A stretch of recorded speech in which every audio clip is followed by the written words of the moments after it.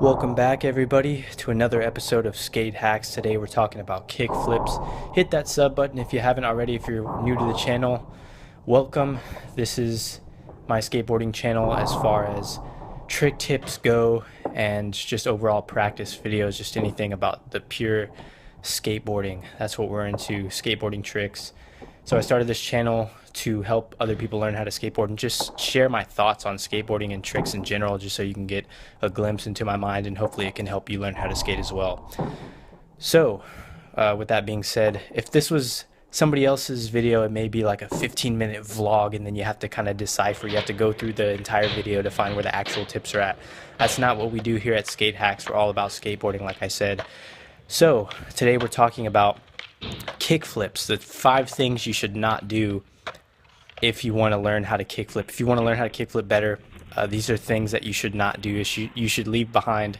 Now, I'm guilty of these things too as well. When I was learning how to kickflip, like many years ago, back in, I think in 4th grade or so, I was learning how to kickflip. I was guilty of some of these things, but I moved on from them. You know, it's kind of like using your training wheels and then moving on. These are things, 5 habits that you should definitely not hold on to if you want to learn how to kickflip better. So, number 1 here, we're going to start out with putting your feet too close together. Now, you can see that I can land a kickflip here by putting my feet close together, but the problem with this is that if you just want a solid high kickflip with a good catch, you don't need that much sliding room. You don't need to put your feet that close together and start out even in the middle here. You may not think my feet are very close together here, but they're actually in the middle, and I think that that's too close. So maybe if you're trying to, you know, kickflip into a grind or something, that's a whole nother issue. But if you're just trying to do a basic kickflip and get a nice solid catch, you don't want to have your feet too close together. You don't need that much friction, that much sliding room to slide up off the front of the board. That's too much. I would say a little bit higher.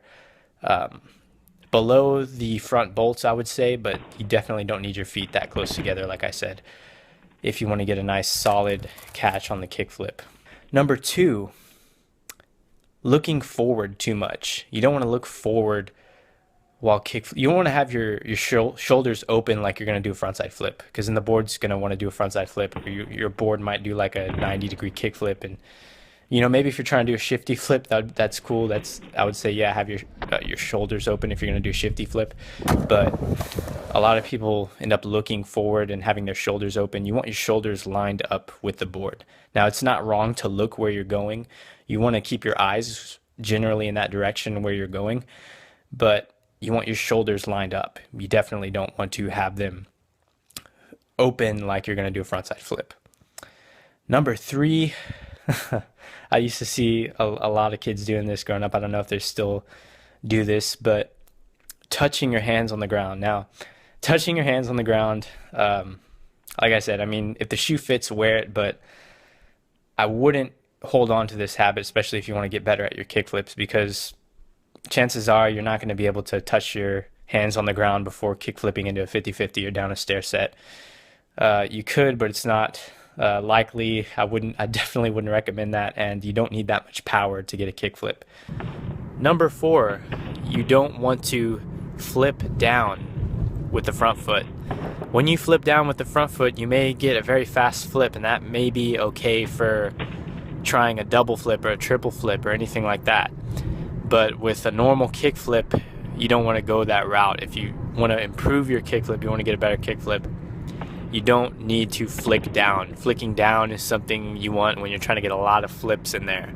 So you can do a kickflip like this. Again, you can do a kickflip utilizing all of these methods here, but it's not good for improving your kickflip game. I'm not saying it's not possible, but especially flipping down here, you're going to get a small kickflip. It's not something you want to do if you want to tweak it or get a higher kickflip or anything like that. So try to avoid flipping down. And last but not least, separating the pop from the flip.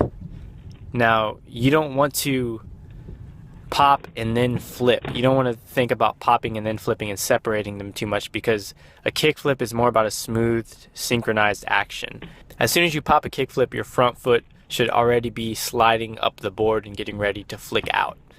So you want to synchronize these actions, and part of learning how to kickflip is really synchronizing this and getting this part down, because it's not two separate actions as much as it is working together, having your feet work together to create this synchronized flip, have everything move smoothly, and executing the kickflip. You'll see that a lot of tricks involve synchronizing your front foot and your back foot, the movements and the motions that they make in order to get the trick perfect. So don't think of it as two separate actions as much as it is just combining these actions at the right times and getting used to that habit and forming that muscle memory so that you can get a better kickflip.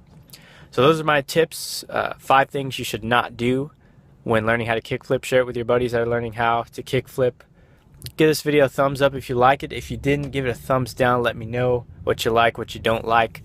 Comment below your suggestions for future skate hacks videos. As always, thank you guys for watching. Appreciate the support. I'll see you next time.